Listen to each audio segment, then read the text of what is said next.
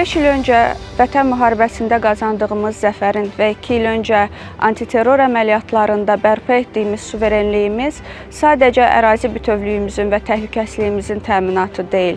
Bu, eyni zamanda müstəqil qərar vermə haqqımızın və beynəlxalq arenada öz haqlı mübarizəmizi müdafiə edə bilmə qabiliyyətimizi bizə geri qaytaran ən ümdə zəfərlərdən biridir. 1991-ci ildə bərpa etdiyimiz müstəqilliyimiz, 1995-ci ildə qəbul etdiyimiz konstitusiya sənədi Azərbaycanın haqlı savaşı ilə, vətən müharibəsi ilə və antiterror əməliyyatları ilə demək olar ki, öz məntiqi sonluğuna çatdı. Xüsusən də istər müharibədən öncə, istərsə də müharibədən sonra biz xarici ölkələrdə səfərdə olarkən, xaricilərlə ünsiyyətdə olarkən bunun fərqini daha çox hiss etmiş oluruq. Biz sadəcə ərazi bütövlüyümüzü geri almamışıq, eyni zamanda bu milli qürur hissinin geri qaytarılması hərəkatı idi.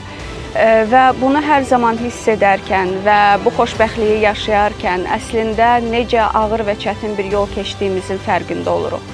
Son 30 ildə başa düşürük ki, bu indiki məqama bizi çatdıran və dünyada öz sözünü deyə bilən güclü bir qüvvəyə bizi çevirən bu yol ilmə-ilmə toxunulub.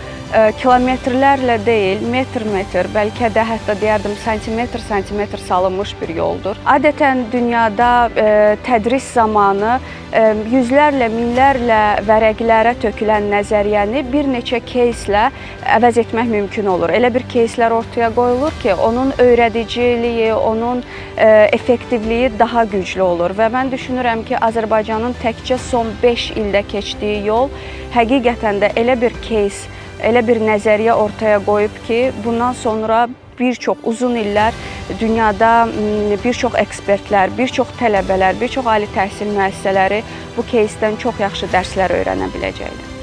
Yaşasın müstəqil, suveren Azərbaycan.